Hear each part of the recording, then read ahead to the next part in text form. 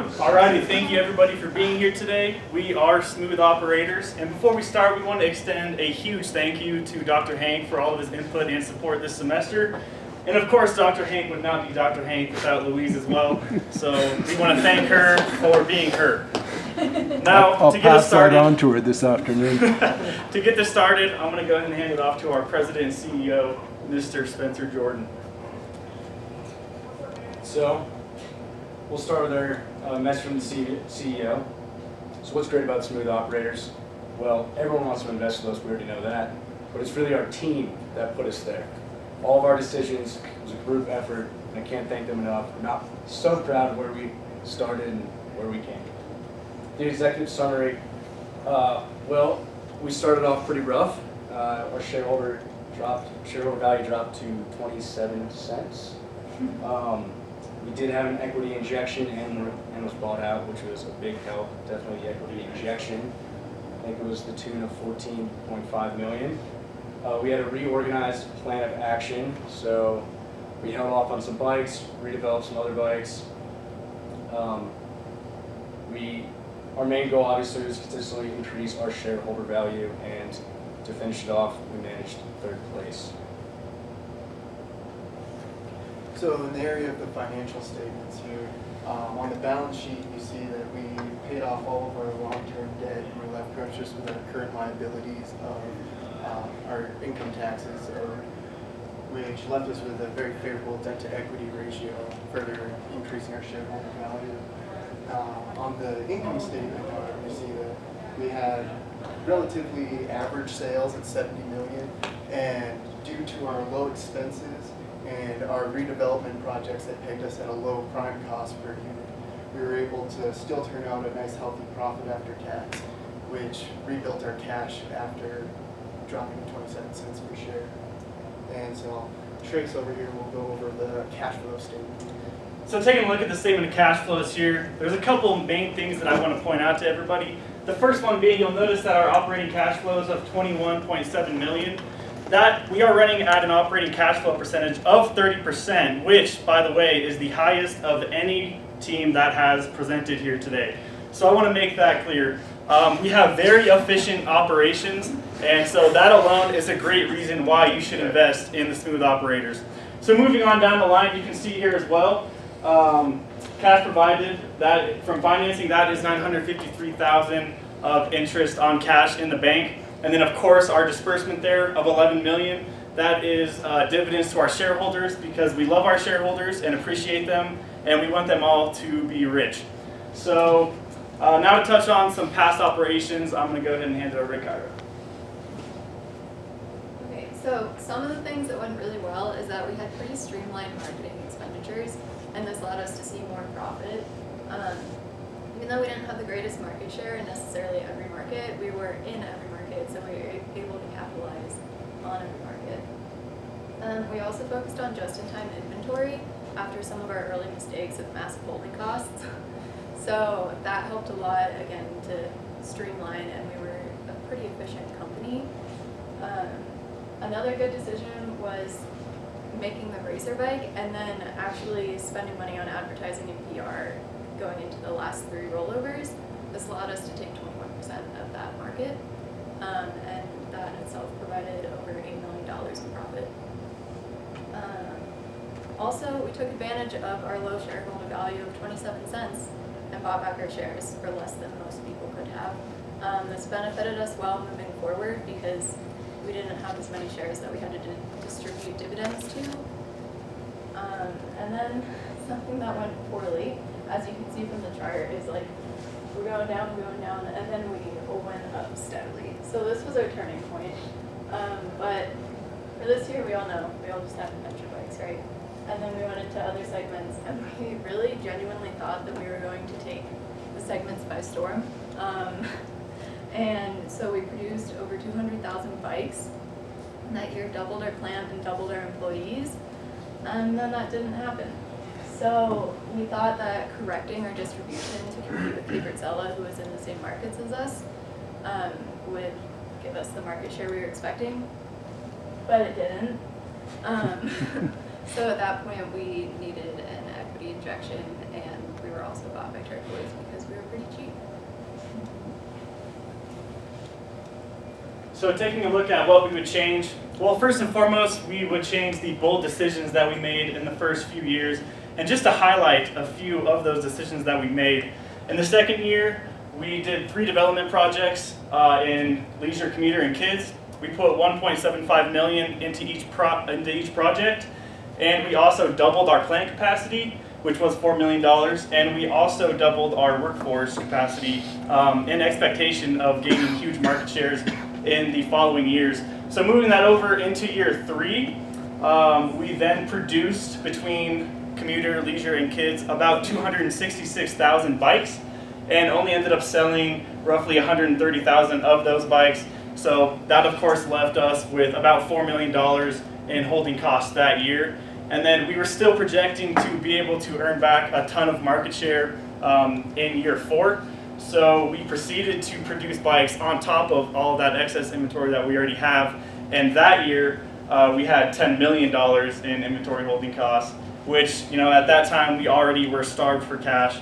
So that hurt us really bad. So yeah, just looking back, we would definitely want to focus on running a just-in-time inventory system to really avoid those inventory holding costs, which is what we did in the following years after we learned from our mistakes, and was definitely a driving factor behind what was able to get us up to 3rd place from 27 cents. Looking back at the best decision, that was probably convincing Dr. Hank to go ahead and give us that $14.5 million equity injection, opposed to the $5.2 million that was kind of in discussion at that time. And the way we did that was by writing an absolutely stellar proposal of exactly how much money we needed and exactly what we were planning to do with that money. And at the time of the injection, we actually had a little over $10 million in short-term debt, and that was at an interest rate of roughly 21%. So right there alone, you know, we already have about $2.1 million in interest. And at the time, as I said earlier, we literally had 0 cash, obviously, because we had gone into our overdraft. So yeah, definitely best decision was getting that $14.5 million, and that was definitely a massive driving factor behind what was able to get us up to 3rd place. So to talk about our vision for the company 5 years out, I'm going to go ahead and hand it over to Spencer. So moving forward, obviously our shareholder value is going to have to get higher, and a separation from turquoise seems to be a necessity if we want to make that happen. Obviously we need to be on our own financial terms. Our redevelopment of all the bikes to stay within the market and what people want. Expanding in the racer segment, something that we did in the last 3 years, but I think we obviously could do more in because there wasn't too much competition. And issuing the max amount of dividends to keep our lovely shareholders happy. Questions? What made you guys think you should produce that many bikes? Was that, or why you were going to get so much market share? Was that from the offline rollovers? I'll say also in the practice rollovers that we did ahead of time, we way underproduced when we went to go into the very same markets.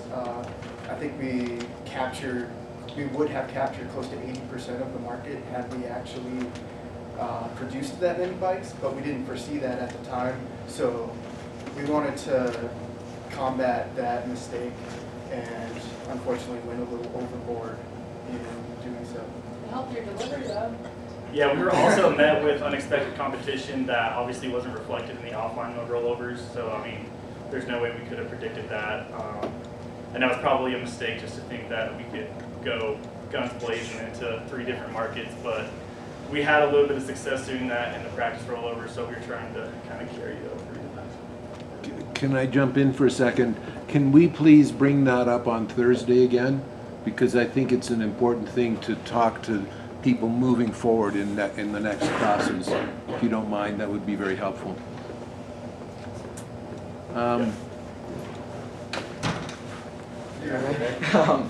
What's the interest rate on the emergency ejection? Are you supposed to pay that off, or is it just a 0% given to you?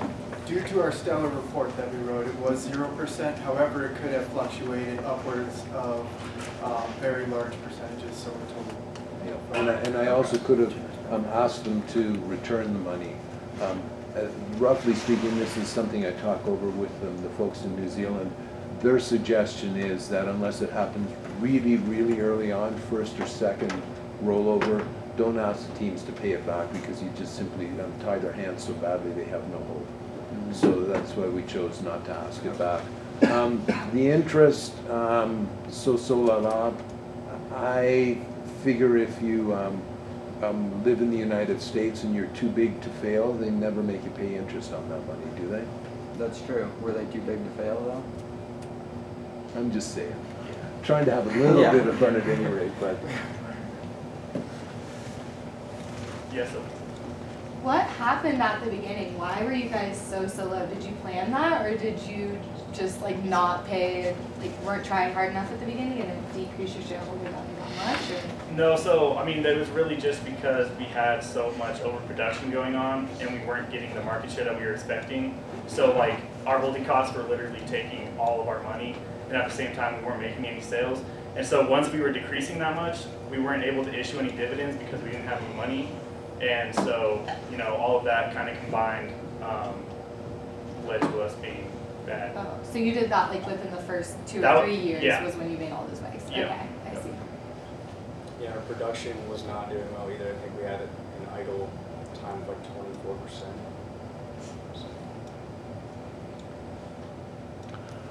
I'd like to add a point here that the request for money was brilliant. It really was well written and really addressed the key issues of what should be addressed when asking for a bailout. So it was well put together. But maybe more importantly, in previous experiences, you are the first team to get a bailout and not fuck up again. Yeah, I think we put in like at least 10 hours a week on this simulation from the time that we got the injections. So Yeah, definitely took a lot of time, but I felt confident that if you were to get the injection, you would be competitive, and it's really nice to see because a lot of teams in the past have gotten the money and still crapped out. So, Do you think you would have rebounded as much if you had either the injection or turquoise buying you? Or do you think both of them together was like? Quite honestly, Turquoise didn't do much for us financially. They really, what they did for us was they worked with us to input the financial decisions that we wanted made, but we never really received cash from them. So I think we would have been just as fine if Turquoise hadn't purchased us, but we still received the equity injection. yeah, we probably would have done better off actually if we had only got the injection and weren't owned by Turquoise, because we had a restriction on how many bikes we could produce in the racer segment for the last few years, and we had the ability to be able to sell about 5,000 in that market, but because they didn't want us to take their market share, we could only sell about 1,000. And so if we were able to actually take 20% of that market for 3 or 4 years straight, we would have had a way higher shareholder value. And like Tyra just touched on, we never actually received any money from Turquoise. Really all they did was help us make our finance decisions. But With that said, I would also add that at 27 cents a share, it was pretty much a no-brainer that somebody was going to scoop us up, and it was nice that we were able to work with them, and they provided very open communication the whole time and worked with us pretty well. So definitely better that we got bought by them than someone who hadn't even spoken to us at all. Did they reach out to you guys before they bought you? They did, yeah. We discussed bid numbers and strategy going forward, whatnot.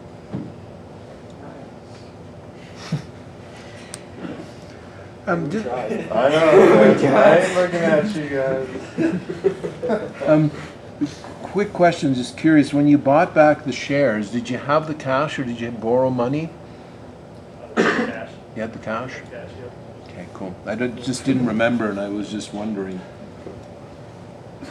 Nice, right? Yeah, real nice. I'm out of stuff. Anybody else got anything? You did a great job. Thanks.